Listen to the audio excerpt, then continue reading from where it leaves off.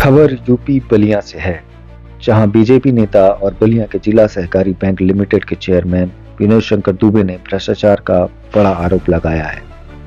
उन्होंने कहा कि बलिया कोऑपरेटिव बैंक में 18 समितियों ने 8 करोड़ का घोटाला किया है और सारे कागजात जला दिए हैं। तो वहीं किसानों के लिए आए डाई और यूरिया की बड़ी मात्रा में कालाबाजारी हो रही है।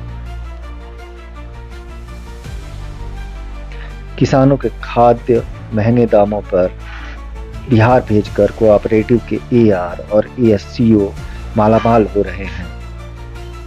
डीएम से जांच कर उचित कार्यवाही की इन्होंने मांग की। तो वहीं एआर कोऑपरेटिव ने इस पूरे मामले में कुछ भी कहने से इनकार कर दिया। घोटाला तो बहुत पुराना है, लेकिन इसको उजागर करने का काम मैंने किया है, क्योंकि बार बार एआर कोऑपरेटिव द्वारा हम पर दबाव बनाया जा रहा है कि जो 18 समितियां जो बरसों से बहुत दिनों से उसमें घोटाले चल रहे थे और उन कागजातों को घोटाला करके उन कागजातों को फूंक दिया गया। समिति भवन वही है, सचिव भी वही है, उन पर थोड़ा सा लिखा पढ़ी करके उन सचिवों को एआर कोऑपरेटिव द्वारा या एआर विभाग द्वारा छोड़ दिया गया। हम पर यह दबाव बनाया जा रहा है कि उन समितियों को बैंक में ले लिया जाए ताकि फिर से भ्रष्टाचार किया जा सके। मैंने लिखित रूप से कई लगभग 2-3 सालों से मैं विभाग को लिख रहा हूं कि जो 18 समितियां हैं उनमें कितने का गमन हुआ है, क्या है, लेकिन अभी तक वो नहीं बता पाए। लेकिन हमारे द्वारा उसका प्रत्यक्ष प्रमाण है जो मैं आप लोगों को उपलब्ध कराऊंगा कि लगभग 18 समितियों पर 8 करोड़ रुपया बकाया है बैंक का। और बैंक को नुकसान पहुंचाने में एडीसीओ एआर लोगों की बहुत बड़ी भूमिका है। या नीचे से ऊपर तक सचिवों द्वारा प्रति बोरी पैसे की वसूली करते हैं और इसका नतीजा है कि सचिव भी घोर भ्रष्टाचार करता है।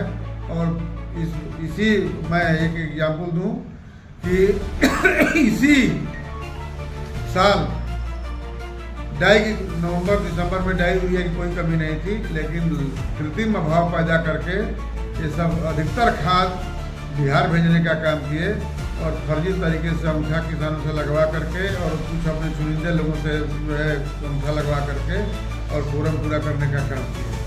जो डाई 1260 की मिलती है वह डाई मार्केट में ब्लैक मार्केट प्राइवेट दुकानों पर 1270 रुपये की मिलती है, 1700 की मिलती है। जो यूरिया 266 की है वह यूरिया जो है अभी जाएंगे तो आपको 340 रुपये मिलेगी।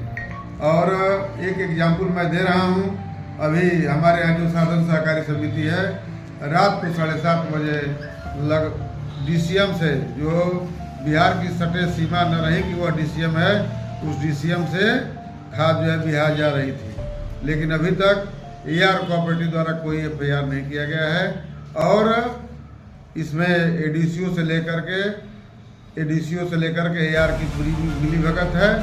और मैं बता दूं कि जब से मैं चेयरमैन बना हूं यह बैंक फायदे में गया है, लेकिन जो अपेक्षा सचिवों से थी, एआर कोऑपरेटिव से थी, एडीसीओ से थी, वह जो है मुझे बिल्कुल उन लोगों का सहयोग नहीं मिल रहा है। कैसे सरकारी पैसे का ठीक से दुरुपयोग हो उसकी वो लोग भरपूर चिंता कर रहे हैं। इसमें किसानों को कितना नुकसान हो रहा है और ये पैसा कौन ले रहा है कमीशन के तौर पे?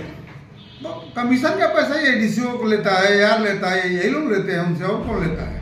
यही लोग ले करके और अपना खाना पूर्ति करते हैं, उन लोगों का बचाव करते हैं।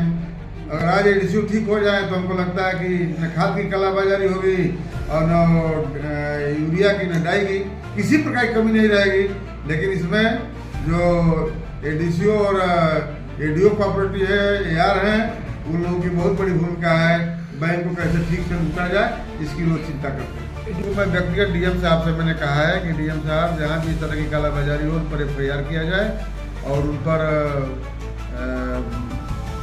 जोरदार तरीके से उनका इंतजाम किया जाए ताकि वो भविष्य में कालाबाजारी न कर सके। 8 करोड़ का घोटाला है, ये भी हमारे कार्यकाल के पहले का ही है और हम पर दबाव बना रहे हैं लोग कि उसको उन समितियों को, जैसे जो भ्रष्ट समिति है या जो गवर्नमेंट की समितियाँ हैं, उनको भी आप अपने बैंक में शामिल कर लीजिए।